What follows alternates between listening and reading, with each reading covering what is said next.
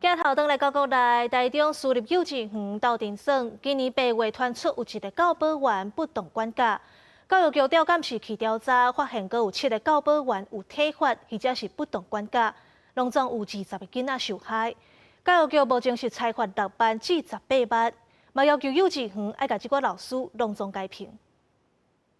幼儿园教保员甲男童掠条的丢出去，囡仔的头去弄着边仔椅啊！台中市乌里区斗阵森私立幼儿园8月传出教保员不当对待幼生案，教育局裁罚这名教保员24万，而且管制4年袂当伫咧教保单位任职，一个勒令园方为9月开始停办1年。但是随着市府专门调阅监视器扩大调查，发现还阁有7名教保员也有体罚、不当管教对待幼生的行为，会要求园方全部改聘。7名教保员有体罚、不当管教或不当对待等行为，且情节重大，应予重惩。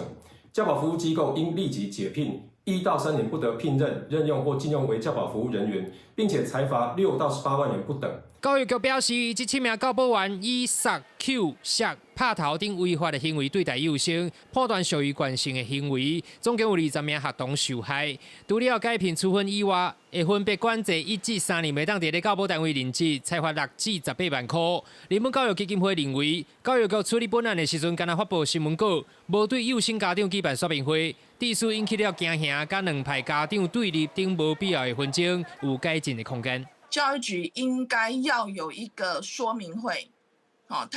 他不用急着开记者会，他应该要跟家长说明他们看到的内容是什么，然后他们现在的处理是什么。园方以还未收到公文为由婉拒受访，市府是表示目前维持园方停办1年的处分。84位在园生已经协助78位转介到其他的幼儿园，有6位幼生家长还未决定。受害幼生的心理辅导工作会由学生辅导咨商中心启动专业评估。记者台中报道。